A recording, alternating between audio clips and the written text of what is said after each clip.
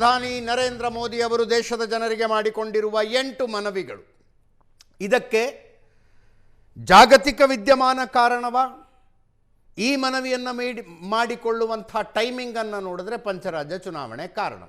ಇದೆಲ್ಲ ವಿಷಯ ಚರ್ಚೆ ಮಾಡ್ತಾ ಇದ್ವಿ. ಪ್ರಶಾಂತ್, ಉಳಿದಿದ್ದವ್ರು ಯಾರು ಏನೇ ವಾದ ಮಾಡಿದ್ರು Narendra Modi enjoys a great level of credibility. ಹೀಗಾಗಿ ಗ್ಯಾಸ್ ಸಬ್ಸಿಡಿ ಬಿಡು ಅಂದರೂ ಜನ ಬಿಡ್ತಾರೆ, 500,000 ರೂಪಾಯಿ ನೋಟ್ ಬ್ಯಾನ್ ಅಂದರೂ ಜನ ಬಿಡ್ತಾರೆ, ಕೊರೋನಾ ಬಂದಿದೆ ನಾವು ಲಾಕ್ಡೌನ್ ಮಾಡ್ತೀವಿ ಅಂದರೂ ಜನ ಹ್ಞೂ ಅಂತಾರೆ. ಈಗ ಇನ್ನೂ ತಯಾರಾಗ್ತಾರೆ ಜನ.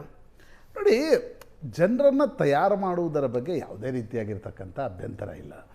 ನೋಡಿ, ನಾನು ಕ್ರೆಡಿಬಿಲಿಟಿ ಎಂಜಾಯ್ಸ್ ಅದರ ಬಗ್ಗೆ ಮಾತಾಡ್ತಾ ಇದ್ದೀನಿ. ಪ್ರೈಮ್ ಮಿನಿಸ್ಟರ್ಗೊಂದು ಪಾಪ್ಯುಲಾರಿಟಿನೂ ಇದೆ, ಕ್ರೆಡಿಬಿಲಿಟಿ ಎಲ್ಲಿ ಬರುತ್ತೆ? ನಿಮ್ಮ ಪಾಪ್ಯುಲಾರಿಟಿ ಮೇಂಟೈನ್ ಆಗ್ತಿದೆ, ಕನ್ಸಿಸ್ಟೆಂಟ್ ಆಗಿದೆ. ಬಟ್ ನನ್ನ ಪ್ರಶ್ನೆ ಇರ್ತಕ್ಕಂಥದ್ದು, ನನಗೆ ಬಿ ಜೆ ಪಿಯವ್ರಿಗಿರ್ತಕ್ಕಂಥ ಪ್ರಶ್ನೆ ಇಷ್ಟೇ, ನೀವು ಯಾವಾಗ ಏರಿಸ್ಬೇಕು ಆವಾಗ ಪಾರಿಕ್ ಕಮಿಟಿ ರಿಪೋರ್ಟ್ ಅಂತ ಹೇಳ್ತಿರ್ಬಂದು. ಪಾರಿಕ್ ಕಮಿಟಿ ರಿಪೋರ್ಟ್ ಹೇಳಿತ್ತು, ಇಲ್ಲ ಮಾರ್ಕೆಟ್ ಏನು ಹೇಳುತ್ತೆ ಅದ್ರ ಪ್ರಕಾರ ಪ್ರೈಸ್ ಜಾಸ್ತಿ ಆಗಬೇಕು. 50 ದಿನಗಳ ಹಿಂದೆ ಮಾಡ್ಬೋದಿತ್ತಲ್ಲ. ಹೌದು, ₹1, ₹2. ಈಗೇನು 1,60,000 ಕೋಟಿ, 1,80,000 ರೂಪಾಯಿ ಒಂದೇ ಸಲ ಕಮರ್ಷಿಯಲ್ ಸಿಲಿಂಡರ್ ಜಾಸ್ತಿ ಮಾಡೋದಕ್ಕಿಂತ ವಾರಕ್ಕೆ ₹50 ಜಾಸ್ತಿ ಮಾಡ್ಕೊಂಡು ಬಂದಿದ್ರೆ ಅಷ್ಟು ಹೊರೆ ಅನ್ನಿಸ್ತಿರ್ಲಿಲ್ಲ. ನಂದಿಷ್ಟೇ, ಈಗ ಹೇಳಬೇಡಿ ಕಡಿಮೆ. ನೋಡಿ, ದೇಶದ ಪ್ರಧಾನಿಯಾಗಿ ನಿಮ್ಮ ಕರ್ತವ್ಯ ಏನೇನು ಮಾಡಬೇಕು ಅದನ್ನು ಮಾಡಲೇಬೇಕು. ನಂದು ಅದರ ಬಗ್ಗೆ ಅಭ್ಯಂತರವೇ ಇಲ್ಲ. ಈಗ ಇಲ್ಲ ನೀವು ಪೆಟ್ರೋಲ್ ಹೆಂಗೆ ಬೇಕಾದಂಗೆ ಉಪಯೋಗಿಸಿ ಅಂತ ಹೇಳೋಕ್ಕಾಗಲ್ಲ. ಇವತ್ತಿನ ಆ ಸ್ಥಿತಿಯಲ್ಲಿ ನಾವಿದ್ದೀವಿ. ಆದರೆ ಪಾಲಿಟಿಕ್ಸ್ ನಿಮ್ದು ಫ್ರಂಟ್ ಸೀಟ್ ಯಾಕೆ ತಗೊಳುತ್ತೆ ಅನ್ನೋದಷ್ಟೇ ಪ್ರಶ್ನೆ.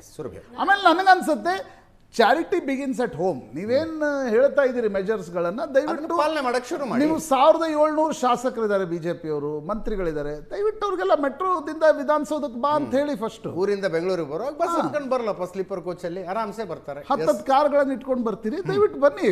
ಕಾರ್ಯಕ್ರಮಕ್ಕೆ ನಾನು ಮೆಟ್ರೋಲ್ ಬಂದಿದ್ದೀನಿ ಸರ್. ಅದು ಸೆಕೆಂಡ್ ಪಾರ್ಟ್ 100% ಒಪ್ಪಿಗೆ ಇದೆ. ಫಸ್ಟ್ ಪಾರ್ಟ್ ನೀವು ಕೇಳಿದ ಪ್ರಶ್ನೆ, ಇದು ಪೊಲಿಟಿಕಲು, ಇದು ಎಕನಾಮಿಕ್ ಅಲ್ಲ ಅನ್ನೋದ್ರ ಬಗ್ಗೆ ನನಗೆ ದೊಡ್ಡದಾದಂಥ ಅಧಿಕಾರ. ನಾನು ಅದನ್ನು ಎಕ್ಸ್ಪ್ಲೇನ್ ಮಾಡ್ತೀನಿ, ದಯವಿಟ್ಟು ನನಗೆ 2 ನಿಮಿಷ ಕೊಡಿ.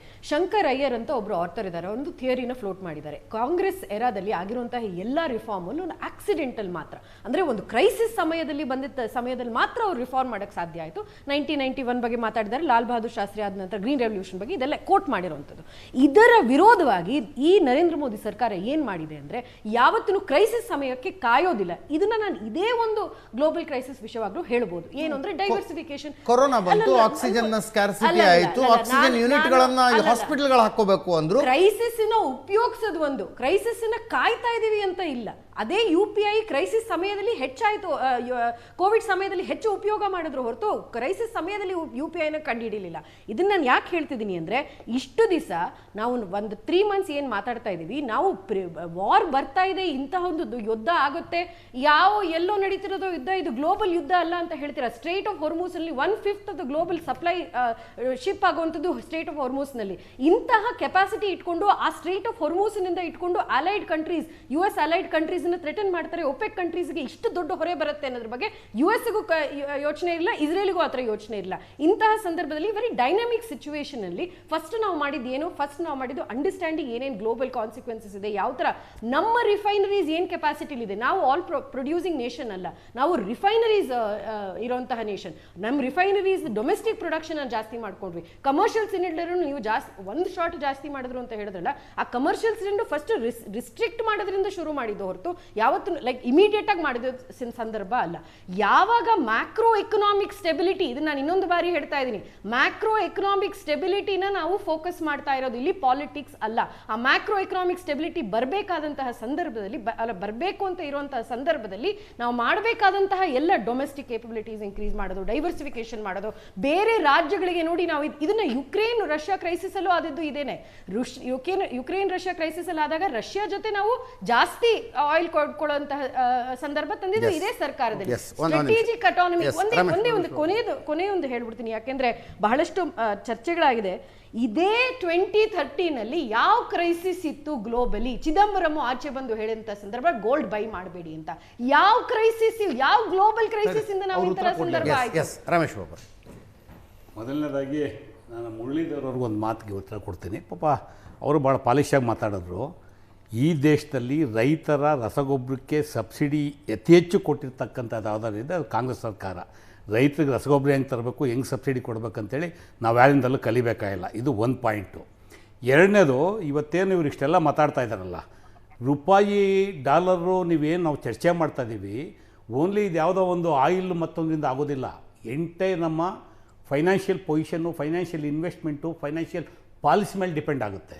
ಇವತ್ತು ನೀವು ಯಾರ್ಯಾರಿಗೆ ಏನೇನು ಕೊಟ್ಟಿದ್ದೀರಾ, ಇಂಪೋರ್ಟು ಎಕ್ಸ್ಪೋರ್ಟು, ಇದು ಸಹ ಇದ್ರ ಮೇಲೆ ಎಫೆಕ್ಟ್ ಆಗುತ್ತೆ. ಇಂಪೋರ್ಟು 2014ರಲ್ಲಿ ಅದು ಕಡಿಮೆ ಆಗಬೇಕು ಪ್ರತಿ ವರ್ಷ. ಎಷ್ಟು $1 ಬಿಲಿಯನ್ ಇತ್ತು, ಇವತ್ತೆಷ್ಟು $1 ಬಿಲಿಯನ್ ಇದೆ? $600 ಬಿಲಿಯನ್ ಇದ್ದು ಒಂದೊಂದು ಸಬ್ಜೆಕ್ಟ್ ಇಟ್ಕೊಂಡು ಒಂದು ವಾರಗಳ ಕಾಲ ಚರ್ಚೆ ಮಾಡುವಷ್ಟು ದೊಡ್ಡ ವಿಷಯ ಇದೆ. ಒಂದು ವಾರ ಚರ್ಚೆ ಮಾಡೋದು ನಾನು ರೂಪಾಯಿ ಸಂಬಂಧಪಟ್ಟಂತೆ. ನನಗೆ ಸಮಯ ಮುಗಿತಾ ಇದೆ ರಮೇಶ್ ಬಾಬು ಅವರೇ. ಇದು ಗ್ಲೋಬಲ್ ಕ್ರೈಸಿಸ್ ಅಲ್ಲ, ಅದೇನೋ ಅಲ್ಲಿ ಯುದ್ಧ ನಡೀತಾ ಇದೆ, ಭಾರತಕ್ಕೂ ಅದಕ್ಕೂ ಏನು ಸಂಬಂಧ? ಈ ವಾದವನ್ನು ಯಾರು ಸಾರಿ, ನಾನು ಆ ಥರ ಹೇಳಲಿಲ್ಲ. ಗ್ಲೋಬಲ್ ವಾರ್ ಅಲ್ಲ, ಭಾರತಕ್ಕೆ ಸಂಬಂಧ ಇಲ್ಲ ಅಂತ ಹೇಳಲಿಲ್ಲ. ವೆಸ್ಟ್ ಏಷ್ಯಾದಲ್ಲಿ ಭಾರತ ಇದೆ. ಹೌದು, ವಿ ಆರ್ ಆಲ್ಸೋ ಇನ್ವಾಲ್ವ್ಡ್. ಹೌದು, ನೋ, ಪ್ರಪಂಚದ ಮಹಾಯುದ್ಧ ಅಲ್ಲ ಇದು. 5-6 ದೇಶಕ್ಕೆ ಆಗ್ತಾ ಇರ್ತಕ್ಕಂಥದ್ದು, ಅದರಲ್ಲೂ ಇಂಡಿಯಾ ಇಸ್ ಅಫೆಕ್ಟೆಡ್. ಅದನ್ನ ಡಿಸ್ಪ್ಯೂಟೇ ಮಾಡ್ತಿಲ್ಲ. ಇವರು ಗ್ಲೋಬಲ್ ವಾರ್ ಅಂತ ಪ್ರೊಜೆಕ್ಟ್ ಮಾಡೋಕೆ ಪ್ರಯತ್ನ ಪಡ್ತಾ ಇದ್ದಾರೆ. ಅದು ಮಿಸ್ಇಂಟರ್ಪ್ರಿಟೇಷನ್ ಆಗೋದು ಬೇಡ. ಯಾರು ಏನೇ ಪ್ರಾಜೆಕ್ಟ್ ಮಾಡಿದ್ರು ಪ್ರಪಂಚದ ಈ ಗ್ಲೋಬಲೈಸೇಷನ್ ಎರಾನ ನಂತರ ಪ್ರಪಂಚದಲ್ಲಿ ಯಾವ ಮೂಲೆಯಲ್ಲಿ ಏನಾದರೂ ಕೂಡ ನಮಗೆ ಒಂದಲ್ಲ ಒಂದು ಇಂಪ್ಯಾಕ್ಟ್ ಆಗುತ್ತೆ. ನಮಗೆ ನಮ್ಮ ಬದ್ಧತೆ ಬಾಧ್ಯತೆ ಎರಡೂ ಗೊತ್ತಿದೆ. Bharat is part and parcel of what war is going on. ಅದರಲ್ಲಿ ಇಲ್ಲ ಅಂತ ನಾನು ಹೇಳೋದಿಲ್ಲ. ಆದರೆ ಗ್ಲೋಬಲ್ ಅಂತೇಳಿ ದಾರಿ ತಪ್ಪಿಸೋ ಕೆಲಸ ಬೇಡ. ಅದನ್ನು ನಾನು ಭಾಳ ಸ್ಪಷ್ಟವಾಗಿ ಕಾಂಗ್ರೆಸ್ ಪಕ್ಷದ ಪರವಾಗಿ ಹೇಳ್ತಾ ಇದ್ದೀನಿ. ಮತ್ತು ಪ್ರಧಾನಮಂತ್ರಿಗಳು ಅಫ್ಕೋರ್ಸ್ ನಿಮ್ಮ ರಾಜ್ಯ ಸರ್ಕಾರಗಳೇ ಬೆಂಬಲ ಕೊಡ್ತಾವೆ ಇದಕ್ಕೆ. ಒಂದು ನಿಮಿಷ, ಡೈವರ್ಟ್ ಆಗೋದು ಬೇಡ. ಕೆಲವು ಪಾಯಿಂಟ್ ಇದೆ, ಹೇಳ್ಬಿಡ್ತೀನಿ. ಪಾಪ ಅವ್ರೇನೋ 8 ಪಾಯಿಂಟ್ ಹೇಳಿದ್ದಾರೆ ಮೋದಿರವರು. ನಾನು ಕಾಂಗ್ರೆಸ್ ಪಕ್ಷದ ಪರವಾಗಿ ಮೋದಿರವರಿಗೆ, ನಿಮಗೆ ನಿಜಕ್ಕೂ ಬದ್ಧತೆ ಇದ್ದರೆ, ದೇಶದ ಎಕನಾಮಿಯನ್ನು ಹಳಿಗೆ ತರಬೇಕನ್ನೋ ಕಾಳಜಿ ಇದ್ದರೆ, ಕಾಂಗ್ರೆಸ್ ಪಕ್ಷದ ಪರವಾಗಿ 8 ಸಲಹೆ ಕೊಡ್ತೀನಿ, ನೀವು ಸ್ವೀಕಾರ ಮಾಡಿ ಇಂಪ್ಲಿಮೆಂಟ್ ಮಾಡಿ. ಮೊದಲನೇದು, ನೀವು ಹಾಕತ್ತಿರಲ್ಲ ಡ್ರೆಸ್ಸು, ಅಲ್ಲಿಂದ ಪ್ರಾರಂಭ ಮಾಡಿ. 4 ಲಕ್ಷ ರೂಪಾಯಿ 5 ಲಕ್ಷ ರೂಪಾಯಿ ಡ್ರೆಸ್ ಹಾಕಂತ ತೆಗೆದು ಸರಳವಾಗಿ ಡ್ರೆಸ್ ಹಾಕೋದನ್ನ ಪ್ರಾರಂಭ ಮಾಡಿ. 100 ಗ್ರಾಮ್ಗೆ 50,000 ರೂಪಾಯಿ ಮಶ್ರೂಮ್ ತಿಂತಿರಲ್ಲ, ಅದು ಬಿಟ್ಟು ಸಾಮಾನ್ಯ ಜನದಂತೆ ಆಹಾರ ಪದ್ಧತಿ ಬಳಕೆ ಮಾಡಿ. ಮೂರನೇದು, ನೀವೇನು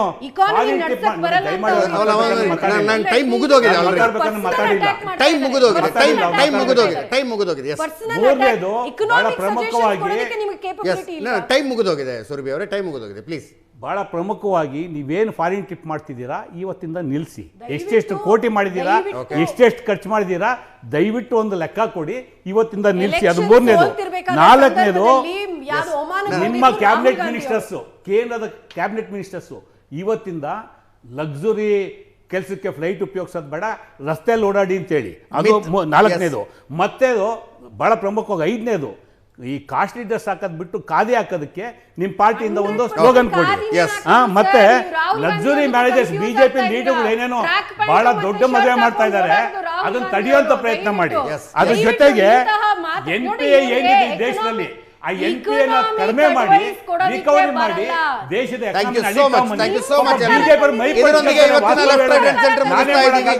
ನೇರ ದಿಟ್ಟ ನಿರಂತರ ಸುದ್ದಿಗಾಗಿ ನೋಡ್ತಾ ಇರಿ ಏಷ್ಯಾನೆಟ್ ಸುವರ್ಣ ನ್ಯೂಸ್.